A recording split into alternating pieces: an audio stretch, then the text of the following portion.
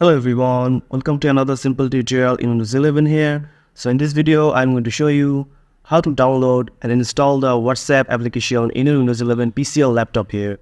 First of all, you just need to open the start menu here. And as you can see, I have already installed the WhatsApp application in my Windows 11 here. So to download it, you just need to go to the Microsoft Store here. After opening the Microsoft Store, as you can see, here's the WhatsApp application here, which is owned by me. So if you don't find the WhatsApp app here, you can just go to the search bar and search for WhatsApp here. After searching for the WhatsApp app here, you just need to install the WhatsApp app here. So in my case, it's open here because I have already downloaded and installed the WhatsApp in my Windows 11 laptop here. So if you have get or install option, you just need to tap on get or install option here, and it will start to download. Then it will install in your PC here. Then you just need to click on open here to open the app, and then you just have to connect the WhatsApp app in your application here.